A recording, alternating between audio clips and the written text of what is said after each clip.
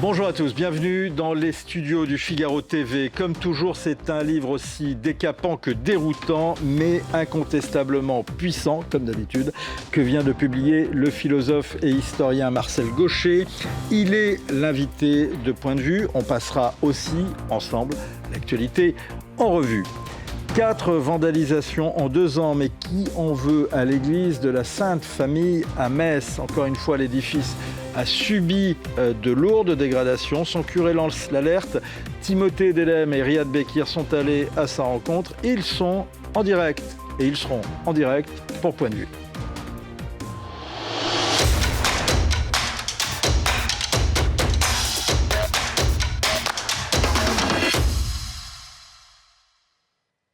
Bonjour Marcel Gauchet. Bonjour. Merci d'être présent et de venir sur le plateau de Point de Vue, puisqu'on va parler d'un livre qui est également le lancement plus ou moins d'une collection, qui est l'Atelier du présent chez Albin Michel. D'abord, on va effectivement, comme promis, parler un peu d'actualité. Vous voyez en Donald Trump, je dis ça à l'imparfait, l'incarnation du retour du politique, c'est ce que vous m'aviez dit l'an dernier, il y a un petit peu plus, au lendemain de son élection, c'était l'incarnation du retour du politique. Est-ce que c'est toujours le cas? Est-ce que vous voyez toujours Donald Trump comme cette incarnation? Donald Trump porte le phénomène à une extrémité un peu excentrique qui tend à faire oublier le fond de sa politique. Mais je crois qu'en effet, il n'est pas simplement le représentant d'une Amérique vulgaire, agressive. Il est le témoin d'un état du globe. Et où la place des États-Unis, qui est centrale indépendamment de lui, retrouve une sorte d'expression virulente qui oblige cette fois à regarder pour de bon ce que veut dire retour du politique. Et alors justement, pour de bon, depuis 1 an, en quoi il a incarné le retour du politique? En ceci, d'abord, qu'il met clairement au cœur de son action un impératif stratégique. Pour lui, l'impératif stratégique, c'est la possibilité pour les États-Unis de conserver le leadership dans un monde où les États-Unis ne sont plus un modèle civilisationnel. C'est un changement énorme. Il y avait une sorte de leadership naturel des États-Unis qui définissait une sorte de règle du jeu, certes parfois brutale, mais au total multilatérale, conciliant, démocratique. Donald Trump brise avec cette image en faisant ressortir au premier plan l'intérêt stratégique des États-Unis. Il ne barguine pas sur le fond de l'affaire. Il n'a pas inauguré ce retour du politique. D'une certaine manière, très peu l'ont vu à l'époque, tant les manières du président Obama étaient policées, nous paraissaient proches des nôtres. Il était plébiscité comme, au fond, c'était le meilleur Européen des Américains, Obama. Il ressemblait à ce que voulaient les Européens. Eh bien, en même temps, c'est l'homme qui a stratégiquement déterminé un tournant dont Trump n'est que l'aboutissement, qui est le pivot vers l'Asie, comme on disait à l'époque, mais qui voulait dire clairement, pour nous, la ligne de conduite politique des États-Unis est guidée par le souci de conserver le contrôle stratégique des forces planétaires. Et avec Trump, ça prend un tour brutalement ouvert qui rend la chose impossible à ignorer, alors que sous Obama, très peu le voyaient. Mais n'était-ce pas parce que Obama... Plus exactement, est-ce que vous pensiez que Obama incarnait déjà le retour du politique? Oui, il l'incarnait. Il avait une réflexion stratégique, mais qu'il gardait en sous-main, en quelque sorte. Il jouait toujours les apparences de la puissance bénigne des États-Unis, faiseuse de paix. Il a été prix Nobel. Voilà. Prix Nobel de la paix. Trump veut l'être aussi, mais d'une manière qui ne le destine pas, à mon avis, à cette distinction. Il est moins bon que sur son terrain habituel. On notera d'ailleurs que Obama a été nommé prix Nobel de la paix sans avoir apporté la paix nulle part, mais juste après son élection. Mais sur sa mine. C'était le prix Nobel de la bonne mine de la paix. Que vous inspire alors justement dans ce cadre les manœuvres américaines autour de l'Iran actuellement? Les manœuvres et les palabres américaines. Alors, évidemment, nous ne sommes pas dans le secret des dieux. Nous n'avons qu'une notion très approximative de ce qui se cache derrière ce jeu de chantage. Il y a une menace qui oblige le régime iranien, qui pourtant est assez coriace, à faire semblant de mettre de la bonne volonté dans la négociation. Qu'est-ce qui va en sortir? Il est évidemment impossible de le savoir, mais ça me semble là typique d'une attitude où on ne cherche pas à dissimuler l'emploi de la force. Au contraire, on l'exhibe. C'est puissance contre puissance. Il y a un fort et un faible. Un faible qui joue de sa faiblesse pour essayer de tromper tout le monde. Mais là, je crois qu'il ne trompe plus personne. Le régime iranien vous repose-t-il sur ce que vous appelez dans votre livre une idéologie ou rien que sur l'islam? Il utilise l'islam comme une idéologie, mais il n'a pas d'idéologie. L'idéologie, c'est le contraire de la religion, comme entend la religion, non pas considérée comme une piété personnelle ou un ensemble de croyances, mais comme un rapport à l'organisation collective. Pour l'islam, et spécialement dans le cas iranien, il y a une loi divine qui définit ce que doit être la conduite humaine. L'idéologie, c'est au contraire l'ouverture d'une question. C'est-à-dire, que pouvons-nous faire? Qu'avons-nous à faire? Comment comprendre notre situation et en tirer des conclusions pour agir? Pour le régime iranien, la question, elle est résolue. La religion répond à la question. Mais la place, c'est une république islamique. Donc, c'est un mélange, le régime iranien, d'apparence banal, régime électif, il n'y a pas de royauté sacrée, c'est pas un régime religieux traditionnel. Au contraire, qui s'est basé sur s'est fondé sur la rupture avec la royauté. Tout à fait. Mais en fait, la religion tient la place de l'idéologie. C'est ce qui fait toute la difficulté d'interpréter ce régime, qui est très déconcertant au regard de nos catégories habituelles. Alors précisément, que vous inspire la formule d'islamo-gauchisme? Est-ce que c'est de votre point de vue, si je vous suis, si j'ai bien lu votre livre, ne serait-ce pas un oxymore? Oui, je crois à la vérité. C'est une notion qui décrit quelque chose qui existe, à savoir que les gauchistes soutiennent les islamistes. Mais si on regarde sur le fond, évidemment que les gauchistes détestent la position théorique des islamistes, et évidemment que le premier soin des islamistes, ils l'ont d'ailleurs montré en Iran, serait de liquider les gauchistes. Donc, ce n'est pas un concept, c'est une notion qui a un intérêt polémique certain pour stigmatiser une alliance contre nature, en fait. C'est une alliance contre nature. Et qui ne remet pas en cause la réalité et pour reprendre vos concepts, l'opérativité de cette alliance. Elle existe. Elle existe. Ah non, mais l'alliance est un fait. Les gauchistes d'aujourd'hui, n'ayant plus tout à fait le niveau intellectuel de leurs ancêtres, ne me semblent même plus capables de comprendre ce que c'est qu'une religion. Donc ils peuvent s'allier avec les islamistes au titre des déshérités pour lesquels le bon combat s'impose de toute évidence. Mais évidemment qu'ils ne voient pas à qui ils ont affaire en face. C'est ça qui est assez extraordinaire. Si je vous suis, Marcel Gauchet, sans polémique, mais vous dites, en fait, l'islamo-gauchisme prospère notamment sur l'inculture d'une partie de ces militants gauchistes. Pas d'une partie, de la totalité, j'ose le dire. Vous diriez ça de Jean-Luc Mélenchon aussi? Pardon? Vous diriez ça de Jean-Luc Mélenchon aussi? Je pense que Jean-Luc Mélenchon, dans son cas particulier, vient d'un groupuscule trotskiste particulièrement et vindicativement anticlérical, et donc pour lui, la religion, ça n'existe pas. Donc on peut s'allier avec des gens, en fait l'idée c'est des pauvres, des démunis, des damnés de la terre, on est de leur côté automatiquement sans se poser la question de ce qu'ils recouvrent. Je pense qu'il ne comprend tout simplement Jean-Luc Mélenchon, qui est un homme intelligent et bien informé, intellectuellement, n'est pas capable de comprendre ce que c'est qu'une position religieuse. Alors ça, c'est intéressant, parce que, bon, je ne veux pas déflorer justement la deuxième partie de notre entretien, mais on est un peu au cœur de votre ouvrage, parce que ça, c'est l'empire, et j'allais dire l'emprise de l'idéologie sur un esprit. Tout à fait. Il est tellement convaincu de savoir mieux que les autres ce qu'ils sont, qu'il est capable de s'allier avec le diable sans savoir que c'est le diable. Ou en refusant de le voir. Voilà, là, la question est ouverte.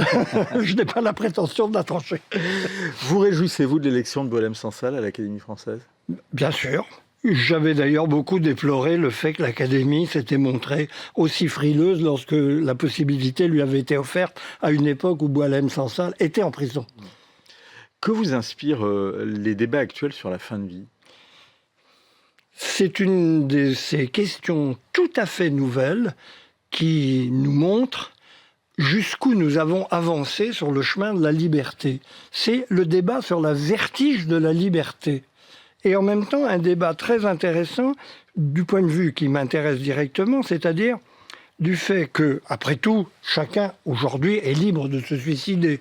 Mais là, la demande est d'un suicide assisté, c'est-à-dire d'une organisation sociale qui donne les moyens à des personnes qui le souhaitent de se suicider. On voit là typiquement le degré extrême où peut arriver la production des individus par la collectivité jusqu'au point de leur donner les moyens de disparaître. Mais là, et c'est évidemment un vertige qui nous saisit devant ce genre de questions dont la vérité, à mes yeux, est qu'elles sont indécidables. C'est la même chose que la peine de mort. C'est-à-dire, ce n'est pas une question qu'on peut trancher. Donc, on arrive devant des limites. Parce que qu'est-ce qui est en jeu dans la peine de mort ? C'est le contraire. C'est le pouvoir de la collectivité sur la vie de ses membres. On le récuse, il y a ceux qui le récusent. La collectivité n'a aucun droit sur la vie de ses membres. Et il y a ceux qui pensent que la collectivité a un droit sur ses membres. Eh bien, là, c'est la même chose. Est-ce que nous sommes obligés de donner à la collectivité les moyens aux personnes de disparaître ? C'est le contraire, mais c'est le même dilemme. Et c'est des dilemmes qui ne peuvent se trancher que de façon, en fait, arbitraire, selon l'humeur du moment, et dont on ne viendra jamais à bout. Là, nous arrivons à des limites du rapport entre l'individuel et le collectif, qui est le grand dilemme de notre société.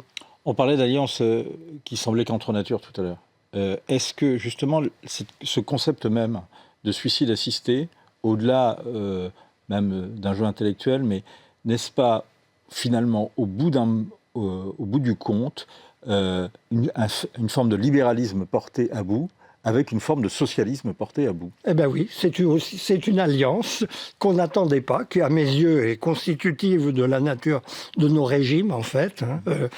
Les socialistes et libéraux, sur un point comme celui-là, on le voit bien, se retrouvent. On mobilise les moyens du socialisme au service d'une cause libertaire. Eh bien oui, nous avons à apprendre à mieux déchiffrer la vie de nos sociétés et leur fonctionnement idéologique. Alors justement, pour le mieux les déchiffrer, on va revenir sur votre livre. Dernière question de l'actualité, que vous inspirent les débats actuels sur le budget ? Le triomphe de la politique au sens trivial du mot. Nous sommes dans des régimes représentatifs. Le grand problème des régimes représentatifs, c'est que les représentants peuvent facilement oublier pourquoi ils sont là, c'est-à-dire nous représenter. Ils se représentent eux-mêmes. C'est-à-dire que M. Lecornu est d'un côté là, en fait, pour permettre à Emmanuel Macron de finir son mandat tranquillement, en gagnant du temps, tout simplement.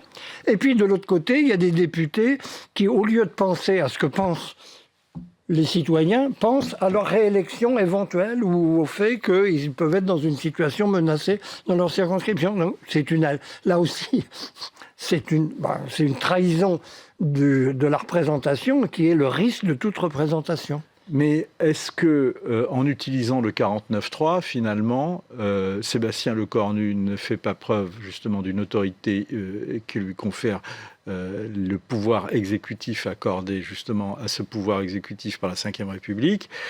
En clair, pour reprendre vos termes, est-ce que c'est pas le politique qui agit pour ne pas être victime de la politique, qui serait vu sous votre acception de la politique politicienne? Je crois que c'est lui faire beaucoup d'honneur, parce que je crois qu'on a affaire à une sorte de bricoleur qui a des outils dont certains qu'il n'aime pas, mais dont il se dit que c'est le seul dont il peut disposer. Donc il va là où, dans sa caisse à outils, il prend ce qui est efficace. Mais je ne crois pas qu'il y ait plus de réflexion que ça. Hein. Je crois qu'il ne faut pas mettre de métaphysique derrière le comportement de notre Premier ministre. Il est en fonction pour un rôle bien déterminé et il use de tous les moyens qui sont à sa disposition, c'est tout. Que vous a inspiré l'incarcération de Nicolas Sarkozy, l'actuel procès où comparait Marine Le Pen qui risque une mort politique? Nous arrivons là dans le dur d'un énorme problème. D'abord, au passage, tout ça est lié à une mesure législative aberrante qui s'appelle l'exécution provisoire, qui pourrait avoir, dans certains cas, un usage très limité, dans des cas avérés de mise en coupe réglée d'une commune par ses édiles, ça existe, hein, bon, donc ça, on peut imaginer, mais là qui a pris une tournure folle. Donc c'est le législateur qui est coupable. Et c'est l'autocritique du milieu politique qui a voté cette mesure qu'on devrait attendre. Bon.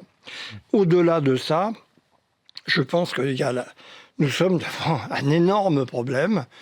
Nous avions un pouvoir judiciaire qui était un contre-pouvoir, très nécessaire, et qui tend à devenir le premier pouvoir.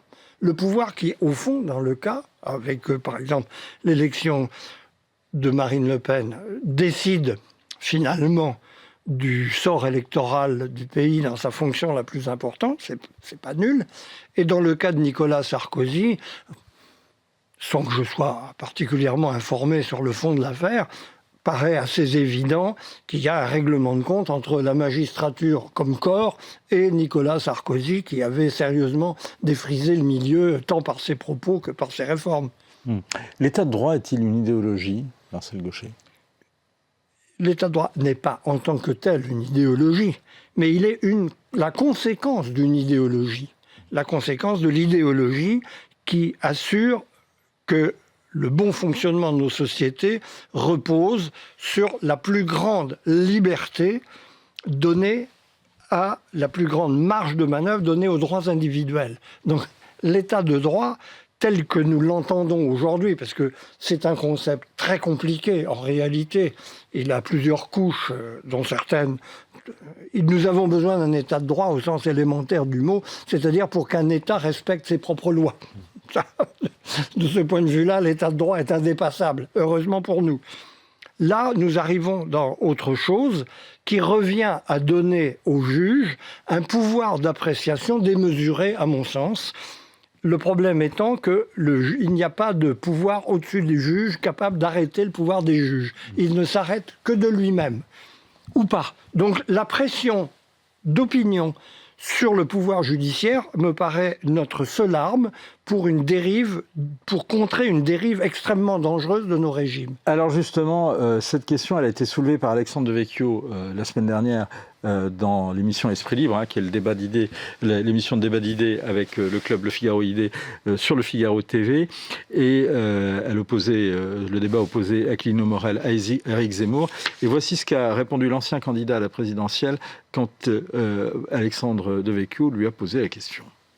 Je pense qu'il y a eu, depuis, je dirais, encore une fois, l'Amérique nous a contaminés, si j'ose dire, depuis l'histoire de Nixon et du Watergate, il y a eu un affaiblissement du pouvoir exécutif américain et occidental sous les coups redoublés des juges et des médias. Et au nom de l'état de droit, comme on dit, on va voir ce que c'est, on a châtré le pouvoir exécutif et donc on a complètement mis de côté la démocratie, la réalité de la démocratie qui est le pouvoir du peuple. C'est-à-dire qu'il y avait, vous savez, dans beaucoup d'élites, en particulier après la Seconde Guerre mondiale, l'idée générale que le peuple avait voté Hitler et que le peuple pouvait être catastrophique et qui donc, il fallait l'encadrer très strictement pour qu'il ne dérive pas dans les dictatures. J'ai mis cet extrait, Marcel Gauchet, parce que finalement, est-ce que le problème, la question dans laquelle, et le dilemme inextricable dans lequel sont plongées nos démocraties libérales, n'est-il pas, justement, après 1945, la crainte de voir que le peuple porte un fossoyeur de la démocratie au pouvoir, entraîne justement des contre-pouvoirs qui ne seront pas démocratiques, mais qui peuvent sauver la démocratie? Je pense qu'il y a une part de vérité dans cette analyse, mais qui me semble passer à côté du fait essentiel. Le fait essentiel, c'est la consécration des droits individuels qui s'est opérée de façon très discrète, sans qu'on le voie, quelque part, il y a une quarantaine d'années, entre 1975 et 1985. Je pourrais donner des tas d'exemples concrets, et qui, finalement, fait du juge le pouvoir que les individus sont spontanément le mieux portés à reconnaître. Le bon pouvoir, c'est le pouvoir du juge, parce que c'est celui qui arbitre entre un pouvoir majoritaire éventuel, parce que la démocratie, c'est la souveraineté du peuple, mais concrètement, la souveraineté du peuple, c'est la loi de la majorité. Eh bien, le fond du fond de la philosophie sous-jacente de nos régimes, c'est l'idée que les droits fondamentaux des individus, comme on doit dire aujourd'hui, l'emportent éventuellement sur la règle majoritaire. Et je crois que c'est profondément ancré dans l'esprit de nos concitoyens. C'est devenu une sorte d'axiome de la vie démocratique qui change complètement la nature de la démocratie en invalidant potentiellement le pouvoir de la majorité, qui fait que la politique est faible. C'est pour ça que l'exécutif, s'il a effectivement tant perdu de pouvoir, c'est parce qu'il est l'expression d'une majorité qui peut heurter cette minorité très particulière qu'est le droit de chacun, les droits fondamentaux de chacun. Et c'est ça qui fait la popularité de l'état de droit.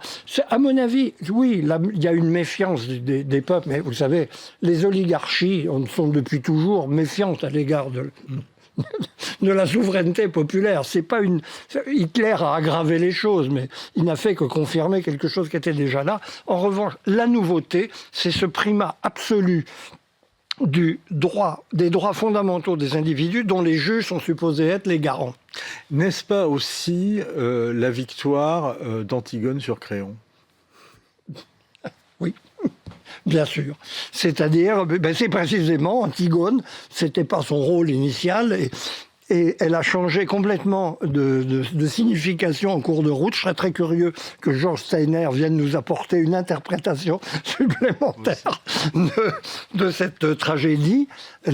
Antigone, c'est non pas simplement la représentante en fait, de ce qu'était le lien humain, mais la représentante du droit personnel qui doit l'emporter sur une règle collective qui, par définition, est aveugle au cas particulier. Alors, n'est-elle pas aussi, Antigone, l'incarnation justement des lois morales et des lois divines comme étant supérieures aux lois des hommes? Et on en vient au cœur de votre livre. Votre thèse, c'est que les démocraties se sont émancipées de la religion et d'une transcendance qui fondait la légitimité du pouvoir.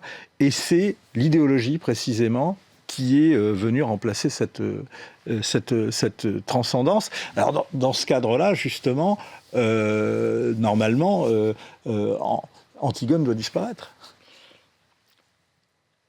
Antigone ne peut pas disparaître, puisque à la fois dans le droit des personnes qui est devenu central dans notre régime, lui donne une sorte de légitimité très forte, et d'autre part, comme ces personnes raisonnent fondamentalement, non pas du point de vue collectif, mais du point de vue de leur ressenti personnel, la moralité, au sens fondamental du mot, je ne parle pas des bonnes vies et mœurs, retrouve une sorte de légitimité profonde. Nous sommes dans des régimes juridiques et moralistes.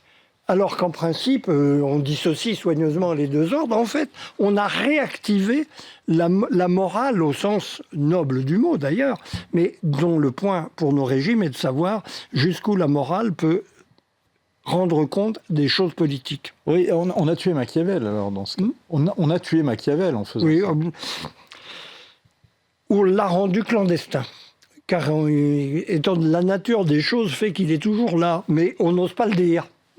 Et au contraire, tout le grand problème aujourd'hui de ce qu'on appelle la communication politique, c'est d'habiller Machiavel en Antigone, si je puis dire, en expliquant que nous sommes les incarnations de la moralité la plus profonde, celle qui procède droit du cœur humain. On va revenir au cœur justement de votre ouvrage. Vous parlez donc, vous revenez sur comment pensent les démocraties. Le sous-titre, c'est les ressorts cachés des idéologies.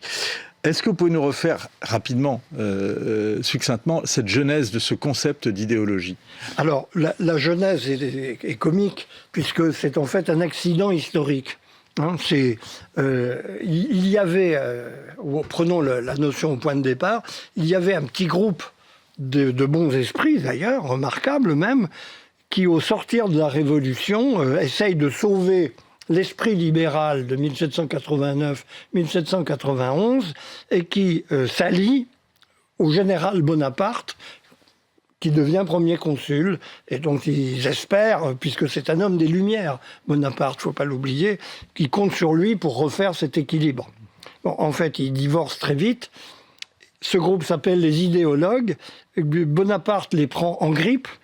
Et pour lui, idéologue va devenir synonyme de gens qui rêvent et qui ne connaissent pas la réalité politique. Voilà le point de départ. À l'origine, vous citez donc Destutt Tracy, qui est le premier à utiliser le terme, et qui est, c'est tout simplement la science des idées, c'est-à-dire l'étude des idées. Mais oui, l'idéologie... Tout historien des idées devrait être idéologue. Voilà. C'est pour ça qu'on les appelle les idéologues, c'est les gens qui se consacrent à l'étude des idées. Mais ça devient tout autre chose du fait donc de l'intervention de notre général victorieux qui fait des idéologues des rêveurs, des gens qui ignorent la réalité. Et à partir de là, il y a la deuxième grande étape. Donc, idéologue, ça va rester, c'est le langage de tous les jours. Vous parlez idéologie, c'est-à-dire vous parlez de manière utopique sans connaître les réalités. Bon, c'est le sens courant. Et puis intervient là-dessus une deuxième couche, alors là, celle-là qui va compter de façon décisive, en donnant une dignité intellectuelle au mot, c'est évidemment le marxisme. C'est Marx et le marxisme qui vont faire de l'idéologie, au fond, une espèce de mensonge structurel de nos sociétés dicté par les intérêts de la classe dominante. Et autour de là va se greffer toute une littérature savante qui fait du mot idéologie un mot bizarre qui est tantôt une dénonciation et tantôt au contraire la reconnaissance. Une célébration. Voilà. Est-ce que justement ça ne fait pas du marxisme une forme de complotisme ? À beaucoup d'égards, le marxisme est un complotisme, et c'est une plaisanterie bien connue, ça sera la recherche du quartier général de la classe dominante. Où se cache-t-il? On suppose, ça donnera en France, par exemple, cette légende très enracinée des 200 familles. Il y a 200 familles qui se réunissent quelque part par leurs représentants pour définir la ligne des gouvernements successifs qui en fait sont toujours les mêmes, puisqu'ils obéissent aux intérêts de la classe dominante. Bien sûr, le complotisme a des lettres de noblesse. Il faut pas, il peut être vulgaire, mais il a aussi sa version savante. La version savante, c'est un discours très ancré à gauche, qui est celui... Vous êtes bien placé pour le savoir, puisque vous êtes vous-même un représentant en tant que journaliste, la manipulation des consciences par les médias. Bon. Ça, c'est le complotisme de base dans nos sociétés. En corollaire de cet avènement, vous dites, de cet avènement des idéologies, vous dites qu'on rentre dans l'histoire. Est-ce que vous pourriez nous expliquer justement cette formule ? Écoutez, c'est très simple. Les sociétés du passé, toutes autant qu'elles sont de manière extrêmement différente, sont gouvernées par la tradition. C'est-à-dire l'idée que ce qui est légitime dans les usages, dans la manière de faire, dans les institutions, c'est l'héritage du passé, qui nous fournit les modèles fondateurs auxquels nous devons obéir. L'énorme secousse culturelle qui se joue autour de 1800, en fait 1750-1850, c'est que nos sociétés basculent de cette obéissance au passé vers l'invention de l'avenir. C'est-à-dire nous produisons notre monde, nous faisons nos lois, nous les changeons tout le temps, nous produisons. Ça va donner l'économie, le capitalisme, l'industrie. Mais est-ce que le capitalisme est une idéologie ? Non, Marcel le Boucher. capitalisme est une pratique qui est totalement neutre du point de vue idéologique. On peut en faire des interprétations très différentes. Mais à partir du moment où vous avez ce basculement vers l'avenir, la question c'est que pouvons-nous faire ? Les démocraties sont futuristes, puisqu'elles pensent en fonction de ce qui est à faire, à venir, et les transformations à opérer. Mais évidemment, à partir du Alors moment... que les sociétés traditionnelles, vous dites, elles, par exemple l'Ancien Régime, essayent de se penser, est-ce qu'on sera à la hauteur des anciens ? En clair, c'est ça. C'est la grande angoisse. C'est la grande angoisse des hommes du passé.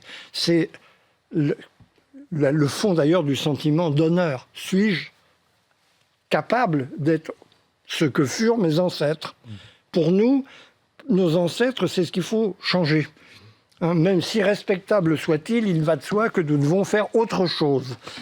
Il faut que nous, pour ce faire, il faut que nous expliquions le présent. Où en sommes-nous ? C'est faire le point. C'est l'activité, c'est ce que nous appelons l'actualité. En fait. L'actualité, c'est faire le point. Parce que tout change tout le temps. Donc il faut suivre. Et à partir du moment où l'avenir est ouvert, il y a plusieurs manières de le concevoir. On peut se dire...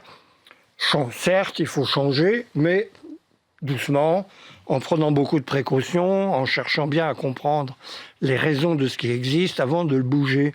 Et puis, vous avez, à l'inverse, les partisans de la rupture totale, qui sont ceux qui vont... Ils sont les plus radicaux. Les radicaux. Et cette radicalité est constitutive. Vous avez les marxistes. Et quel a été le rôle du fascisme et du nazisme et du libéralisme dans ces idéologies ?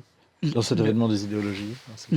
Le fascisme ou le nazisme ont été des choses tout à fait extravagantes quand on y réfléchit, puisque c'est l'alliance du culte du passé, la nation, le Reich de Milan, que sais-je, et de l'idée révolutionnaire. C'est la révolution au nom du passé, au nom de la conservation. C'est évidemment quelque chose de totalement instable, mais il faut dire aussi que dans l'autre sens, le stalinisme, qui a été la version de gauche durant ce moment historique épouvantable, c'est on va faire le nouveau de l'avenir, mais on le fait à la lumière du passé. Et Staline est une espèce de tsar à l'ancienne, à l'intérieur d'un régime qui se veut futuriste. Donc ça a été un moment très particulier de l'histoire des idéologies qu'il est très important de comprendre pour mesurer la nouveauté de notre présent. Vous datez la mort des idéologies à partir des années 60 et vous dites à cet égard que mai 68 est un feu de paille par rapport à la mort de l'idéologie marxiste.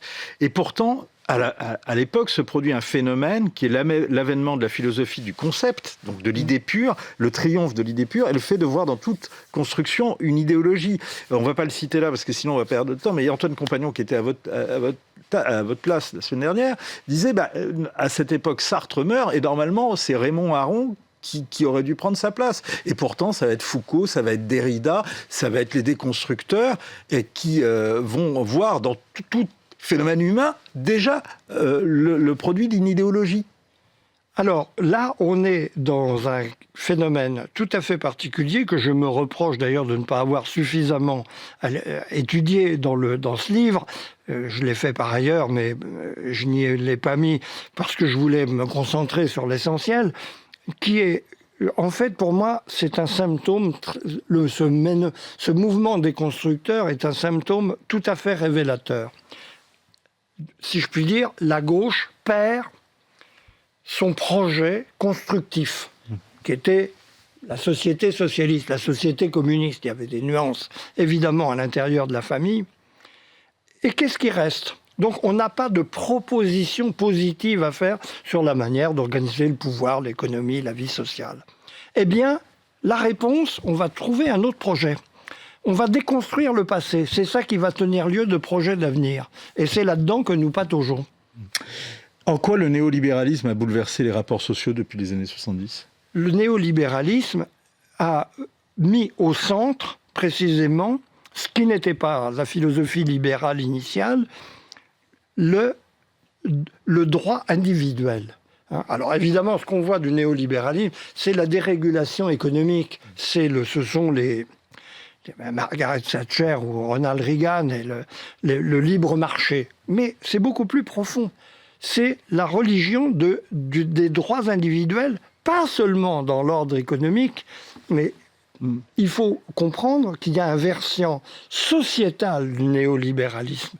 Et c'est très curieux, comme il y a une sorte de concentration sur la vision économique sans voir le revers. Mais qui a prospéré sur les décombres des déconstructeurs. Oui, mais bien sûr. Donc là aussi, on est dans le paradoxe. C'est-à-dire qu'il y a de nouveau une espèce d'alliance contre nature, puisque ce sera décidément notre thème commun, entre la droite, soucieuse avant tout d'efficacité économique, donc le marché, et la gauche, déconstructrice, qui ont l'air de s'opposer sur l'essentiel du programme, mais qui en réalité sont idéologiquement alliés. Et c'est ce que vous expliquez à travers le wokisme. Réponse courte, Marcel Gauchet, pourquoi êtes-vous optimiste pour l'avenir des démocraties ?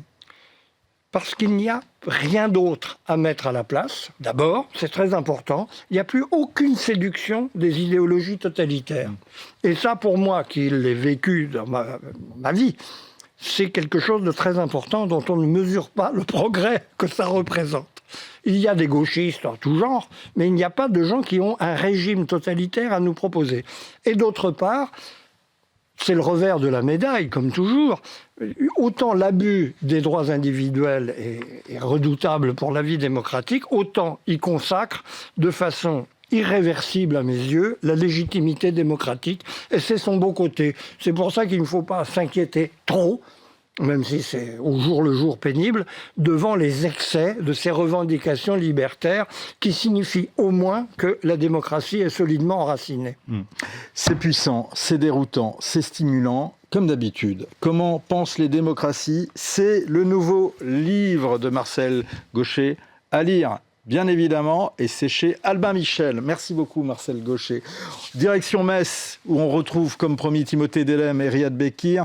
Pour la 4e fois en près de 2 ans, donc l'église de la Sainte Famille a été une nouvelle fois victime, il y a quelques jours, d'un acte de vandalisme. Cette fois-ci, les agresseurs ont cassé les carreaux et l'une des baies vitrées de l'église. Il y a quelques mois, ils avaient dérobé des objets liturgiques et des hosties consacrées. Timothée Delem, vous êtes avec le curé de la paroisse. Comment, justement, la communauté chrétienne vit cette nouvelle dégradation et vit cette attaque ? Eh bien Vincent, effectivement, on va demander au premier concerné d'entre eux, le curé de la paroisse, le père Bernard Bellanza. Bonjour. Père, merci de nous accueillir ici dans cette église de la Sainte Famille, ici à Metz, le quartier de la Patrotte, quartier un peu sensible, il faut bien le dire. En tous les cas, un quartier dans lequel eh bien, vous avez pu constater, on l'a dit, 4 actes malheureusement de vandalisme, de cambriolage en près de 2 ans. Le dernier en date donc sur cette baie vitrée juste derrière nous, qui a pu être réparée dans un délai, j'allais dire record, assez rapidement. Mais dites-nous ce qui s'est passé ici. Eh bien, c'était il y a quelques semaines. Donc, un voisin nous a prévenu que le carreau avait été cassé.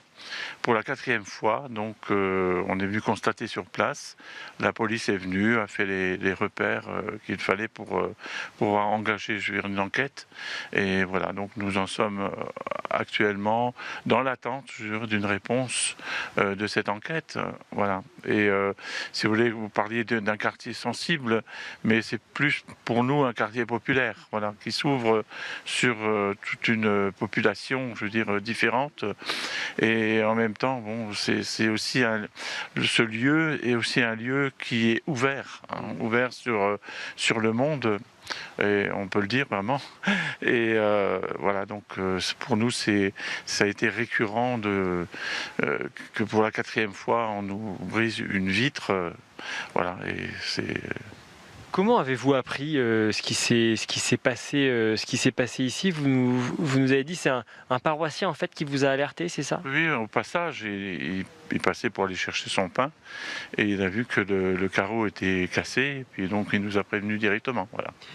Ce qui est frappant cette fois-ci, et ce qui n'était pas le cas la dernière fois, puisque la dernière fois, eh bien, les individus avaient pénétré à l'intérieur de l'église et puis avaient dérobé un certain nombre d'objets. Là, ils n'ont a priori pas cherché à s'immiscer dans l'église. C'est-à-dire que c'est un acte qui est purement gratuit en réalité. Oui. Visiblement, ils n'ont pas pénétré dans l'église, parce qu'on aurait vu des traces, en tout cas d'infraction, je veux dire, à l'intérieur.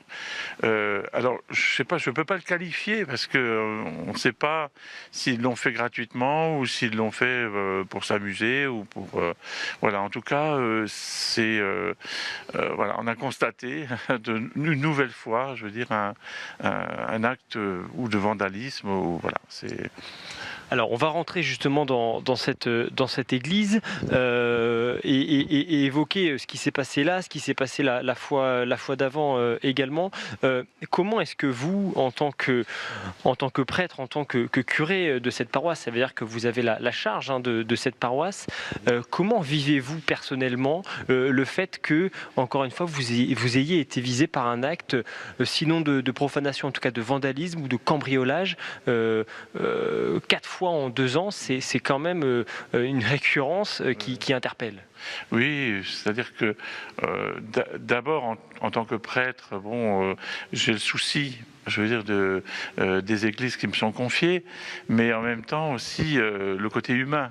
Et si vous voulez, c'est l'homme aussi qui vous parle, hein, dans le sens où on est toujours touché au cœur quand que ça arrive chez n'importe qui. Quand on a brisé quelque chose, c'est une brisure, je veux dire, humaine qui se met en place, je veux dire, dans notre esprit, et on est forcément touché. Voilà. Pourquoi ces individus s'en prennent-ils à cette église ? À cette église ou à d'autres, je veux dire, c'est plus à des lieux. Je ne sais pas s'ils avaient conscience vraiment qu'ils s'attaquaient à une église. Bon, c'est quand même visible, hein, je veux dire, c'est écrit en grand, je veux dire, mais bon, on dit toujours, la nuit, tous les chats sont gris, donc si ça s'est passé la nuit, ils l'ont peut-être pas vu, voilà, je veux pas porter d'accusation, en tout cas, mais voilà, alors ce qui va être pouvoir rendu possible, c'est de pouvoir rencontrer les jeunes de cette population qui habite ici, et de pouvoir discuter avec eux et faire une médiation, pour qu'ils prennent vraiment conscience du lieu, et que c'est pas n'importe quel lieu, c'est pas une maison lambda, c'est un lieu où on vient se recueillir, où il y a des célébrations, où les chrétiens, voilà, c'est leur maison. Et c'est ce qui fait, j'imagine, aux prêtres que vous êtes quand même d'autant plus mal, parce qu'au fond, ce n'est pas une dégradation contre une pièce quelconque, c'est un lieu sacré, une église. C'est un lieu sacré, c'est un lieu, voilà, où le sacrifice eucharistique du Christ est célébré, et pour nous c'est une présence, hein, c'est une présence dans notre vie de chrétien, parce qu'on vient se nourrir ici et de l'Eucharistie, de la parole de Dieu et de l'Eucharistie. Voilà, donc c'est le culte qui est célébré ici. Hein, donc voilà, c'est pour nous, c'est à chaque fois une atteinte, quoi, difficile, mais. Voilà. Vous évoquiez une médiation avec les jeunes de ce quartier. Concrètement, qu'avez-vous envie de leur dire ? Alors déjà, je pense qu'il faut dire que cette médiation elle va être possible grâce, je veux dire, à une personne qui est formidable, parce qu'elle fait des actions un petit peu partout dans les quartiers, que ce soit ici ou à Voipy ou ailleurs, et qui a un restaurant et qui est musulman. Donc je pense que la prise de conscience, c'est pas simplement on est chrétien, voilà, on a été atteint. En fait, c'est toute la foi, je veux dire, quelle qu'elle soit, qui a été atteinte. Donc, un musulman qui prend conscience de ça et qui dit, eh bien, moi, je vais faire une action pour justement vous aider à mieux comprendre. Et comme j'ai contact avec ces jeunes dans le quartier ici, eh bien, la rencontre va pouvoir être possible. Quand on regarde quand même ces chiffres qui sont publics, chiffres du ministère de l'Intérieur, qui révèlent que premier semestre 2025, plus 15% d'actes anti-chrétiens, 322 me semble-t-il, et des témoignages sur notamment les dégradations effectivement d'églises. Vous n'êtes malheureusement pas le seul concerné. Ça pose quand même question, beaucoup se posent vraiment la question de se dire qui en veut aux églises. Est-ce que c'est une question que vous vous posez? Et puis quels sont les éléments de réponse peut-être que vous avez? Alors, je ne sais pas si on peut qualifier ça d'anti-chrétien. Je pense que, si vous voulez, on pense que dans une église, il y a des choses de valeur, donc qui sont négociables. Donc on va y pénétrer pour pouvoir dérober ces choses-là, des vases sacrés ou autres, pour pouvoir les revendre. C'est souvent pour justement trouver, je veux dire, de l'argent. Et alors, à quoi ça va servir, je n'en sais rien.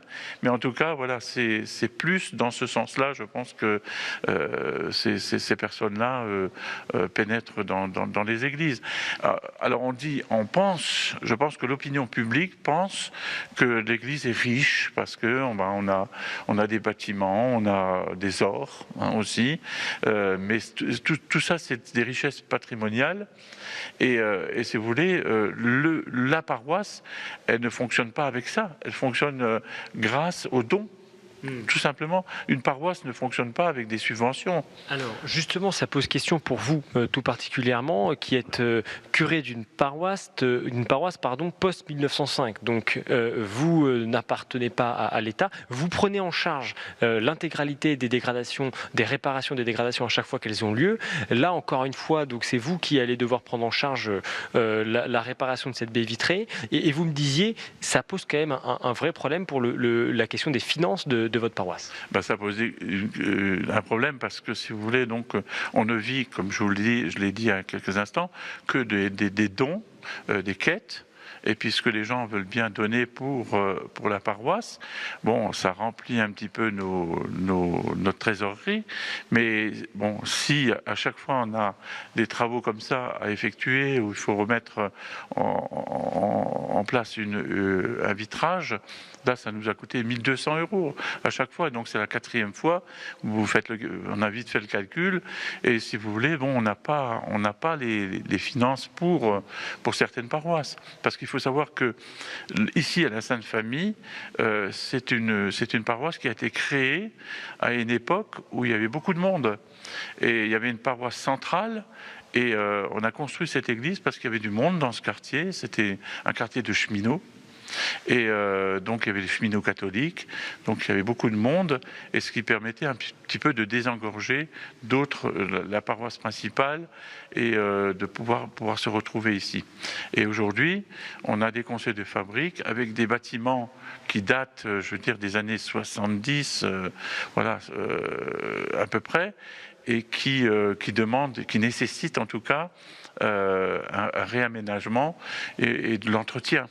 Et cet entretien, donc on ne peut plus supporter si on n'a pas les finances nécessaires. Et ça coûte cher. Alors vous me disiez tout à l'heure, juste avant que nous démarrions l'interview, que vous avez donc eu ces dégradations sur la baie vitrée qui se trouve juste ici. D'ailleurs, on voit, je ne sais pas si on le voit à l'écran, mais les joints en fait qui montrent que les baies vitrées ont pu être changées dans un temps, j'allais dire, record. Il y a également de l'autre côté, vous me montriez tout à l'heure, cette baie vitrée qui également a été endommagée. Oui. Et ce que vous me disiez, c'est que C'est presque l'ironie du sort, mais c'est qu'au fond, comme vous êtes habitué, vous avez les bons contacts et donc finalement les réparations peuvent se faire assez rapidement. Oui, on a directement les contacts puisque pour la première, on a cherché, on a fait faire plusieurs devis et puis maintenant, on a l'entreprise qui est spécialisée en tout cas dans ce genre de vitrage parce que c'est un vitrage beaucoup plus épais et donc maintenant on a les contacts, mais il ne faudrait pas que ça devienne une habitude. Là, on aura des joints sur toutes les vitres si ça continue comme ça, quoi. Et vous me disiez en termes d'assurance, à chaque fois vous avez un malus supplémentaire et c'est là que ça pose problème. Et d'ailleurs vous avez une sorte d'élan de don qui s'est manifesté. Vous recevez du soutien de la part de vos paroissiens. Oui. Alors plus que dans l'indignation, maintenant les gens sont plutôt dans la solidarité. Et dans la solidarité en se disant il va falloir qu'on fasse quelque chose, il faut qu'on aide. Donc cette solidarité s'est mise en place. Et puis j'ai d'ailleurs reçu un certain nombre de courriers, des chèques, encore un ce matin d'un monsieur de Paris qui disait c'est dommage, on n'a pas le contact pour savoir où envoyer. Je pense que vous auriez plus de dons, mais en tout cas voilà, l'élan s'est mis en place parce que les gens ont été sensibles en tout cas à l'événement et en se disant on va aider cette paroisse. Il y a un soutien effectivement qui se manifeste. Alors on va peut-être continuer de s'avancer un petit peu parce que vous évoquiez tout à l'heure là pour le coup une dégradation mais surtout une profanation pour le prêtre que vous êtes qui s'est passé il y a quelques mois. Là aussi, dites-nous concrètement ce qui s'est passé exactement. Alors cette fois-ci, ils ont aussi cassé deux vitres et là ils sont entrés et donc ils ont dérobé le matériel audio, sono, avec une table de mixage, les micros. Alors je ne sais pas s'ils étaient très spécialistes parce que les micros, ils les ont arrachés, donc ça ne servait pas à grand chose. Ils ont tout mis dans la nappe d'hôtel et puis en plus ils ont le plus grand, l'événement le plus marquant, en tout cas pour nous, ça a été l'ouverture du tabernacle et puis la profanation des hosties consacrées, quoi. Donc le tabernacle, dites-nous exactement de ce que c'est et de quoi il s'agit, et puis en quoi est-ce quelque chose de particulièrement grave, c'est ce que vous me disiez pour vous et pour toute la communauté catholique en réalité. Alors quand on célèbre l'Eucharistie, à la fin de la messe, il y a toujours le reste des hosties qui constitue une réserve. Alors cette réserve, normalement, c'est pour les malades. C'est-à-dire on la met au tabernacle. Le tabernacle, c'est le lieu, le temple où le Christ est présent. Donc on le met au tabernacle, qui est fermé d'ailleurs. Et puis voilà. Et il a été fracturé. Et à l'intérieur, il y avait des vases sacrés, ce qu'on appelle les vases sacrés, pour recueillir en tout cas les hosties. Donc les vases ont été volés et les hosties répandues un petit peu partout au sol, c'est ça ? Oui, alors il y a des hosties qui ont été répandues au sol. Je pense qu'ils sont partis avec une quantité d'hosties aussi, consacrées. Je ne sais pas ce qu'ils en ont fait, j'espère qu'ils en ont mangé. Peut-être que ça leur a donné un peu plus de matière grise, je ne sais pas. Pour le prendre sur le temps de la plaisanterie, quoi. Mais en même temps, voilà, donc ils ont écrasé au sol et ça a nécessité de faire, en tout cas, de demander à ce qu'il y ait une messe de réparation et célébrée par l'évêque, parce que c'est lui qui est venu en personne pour. Alors c'est toute une célébration dans laquelle, si vous voulez, il y a une demande de réparation. Et donc c'est un dialogue entre l'évêque et bien sûr l'assemblée, et en même temps une rebénédiction de tous les murs de l'église pour dire que le péché en tout cas est lavé, quoi. Et à vous entendre et à comprendre, ça n'est en tous les cas pas quelque chose d'anodin qui s'est passé et qui se répète malheureusement. Comment justement vos fidèles, vos paroissiens vivent-ils tout cela ? Je vous le disais tout à l'heure déjà, ils sont alors là pour le coup, quand ça a été la profanation des hosties, ils étaient plus dans l'indignation. Aujourd'hui, avec le recul, on est plus, je veux dire, dans la déception que qu'on ne se rende pas compte qu'on est quand même dans un lieu sacré. Et c'est de là qu'est né, en tout cas, cet élan de générosité, parce que voilà. Merci beaucoup en tout cas pour ce témoignage. Donc on espère évidemment qu'il n'y en aura pas d'autres. Et puis on se réjouit pour vous que cette vitre ait pu être réparée encore une fois dans des temps records. Merci beaucoup au père Bernard Belanza et un salut particulier bien sûr à tous nos internautes et téléspectateurs mosellans. Merci beaucoup Timothée Delem et merci Ariette Bekir. On se retrouve demain ici même avec Anne-Emmanuel Isaac.